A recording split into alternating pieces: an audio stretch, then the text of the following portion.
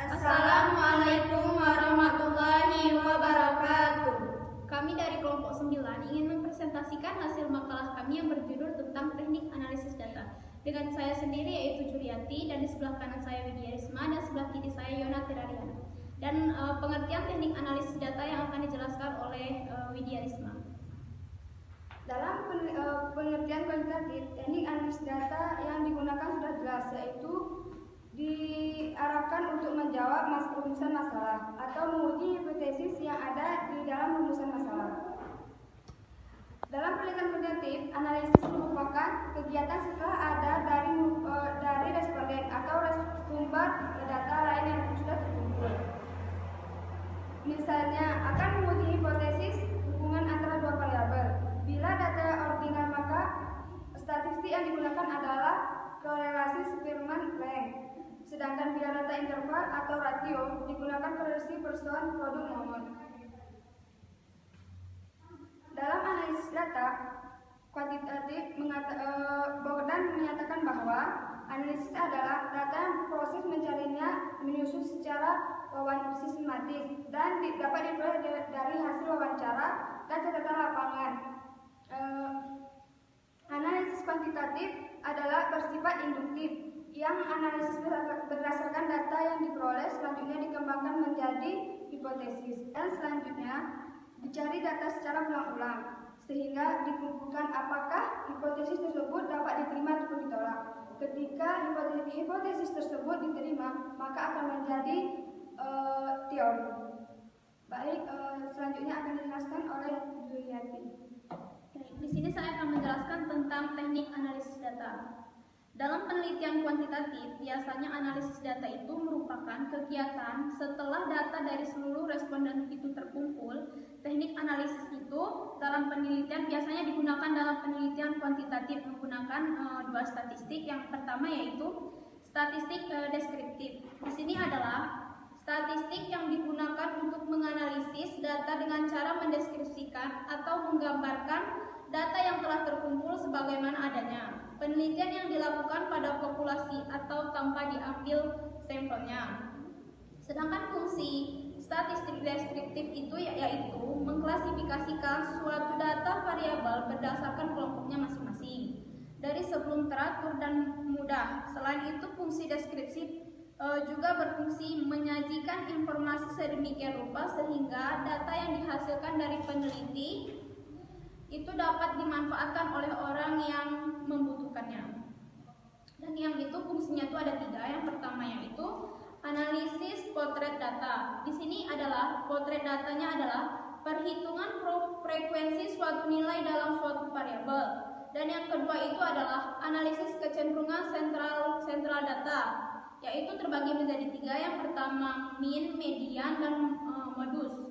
Mean itu yaitu nilai rata-rata, median itu yaitu nilai tengah, modus yaitu nilai yang paling sering muncul pada suatu distribusi atau variabelnya. Dan yang ketiga itu adalah analisis variasi nilai. Analisis variasi nilai ini dilakukan untuk melihat sebaran nilai dalam distribusi keseluruhan nilai suatu variabel dan nilai tengahnya. Seterusnya akan dijelaskan oleh Yona Tirariana.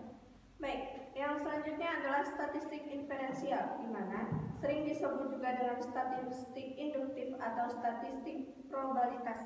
Adalah statistik yang digunakan untuk menganalisis data, sampel, dan hasilnya diberlakukan untuk populasi. Statistik ini akan cocok digunakan bila sampel diambil dari populasi yang jelas dan teknik pengambilan sampel dari populasi itu dilakukan secara random. Nah, selanjutnya ada statistik parametris, di mana statistik parametris ini digunakan untuk menguji parameter populasi melalui statistik atau menguji ukuran populasi melalui data sampel. Parameter populasi melalui yaitu rata-rata dengan notasi rata-rata, simpanan baku, dan varians. Sedangkan statistiknya meliputi rata-rata atau sering disebut dengan X bar, simpanan baku atau S, dan varian. Jadi parameter populasi yang berupa diuji melalui X bar diuji melalui S dan diuji melalui dalam statistik. Pengujian parameter melalui statistik atau sering disebut dengan data sampel tersebut dinamakan uji hipotesis statistik. Contohnya, nilai suatu pelajaran 1000 siswa rata-rata 7,5 dari 1000 orang mahasiswa. Dari 1000 orang tersebut diambil sampel 50 orang dan nilai-nilai dari sampel 50 siswa tersebut 7,5.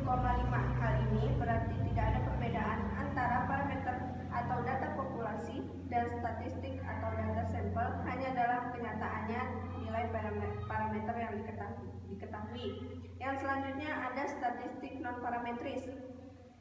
Statistik non-parametris tidak menguji parameter populasi, tetapi menguji distribusi statistik.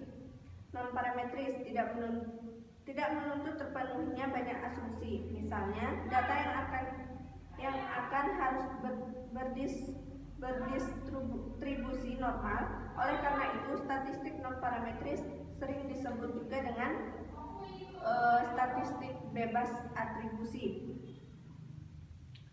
Kemudian, jadi untuk menguji hipotesis dalam penelitian kuantitatif yang menggunakan statistik ada dua hal, yaitu yang pertama, macam data.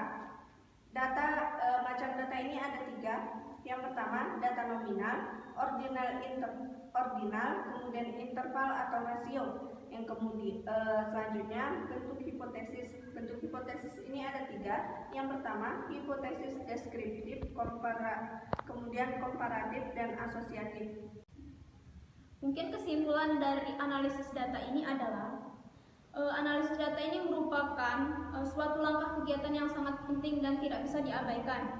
Kejelian dan ketelitian dalam melihat permasalahan dan jenis pada data yang diperoleh sangat diperlukan untuk dapat menentukan jenis analisis yang paling tepat. Kesalahan dalam memilih teknik analisis akan berakibat fatal dalam pengambilan kesimpulan. Oleh karena itu, sebelum kita menentukan teknik analisis apa yang perlu kita lihat, kita kembali ke jenis hipotesis yang akan diujikannya. Apakah deskriptif, apakah komparatif, atau asosiatif. Jika sudah diketahui, selanjutnya jenis data yang diperoleh dari setiap variabel yang diteliti, apakah datanya kuantitatif, apa kualitatif. Jika sudah ditemukan, baru menentukan teknik analisis yang dapat digunakan. Mungkin hanya itu yang dapat kami jelaskan, kami dari kelompok 9. Mohon maaf jika ada kesalahan. Mungkin hanya ini yang dapat kami sampaikan. Wabillahi taufiq wal hidayah. Assalamualaikum warahmatullahi wabarakatuh.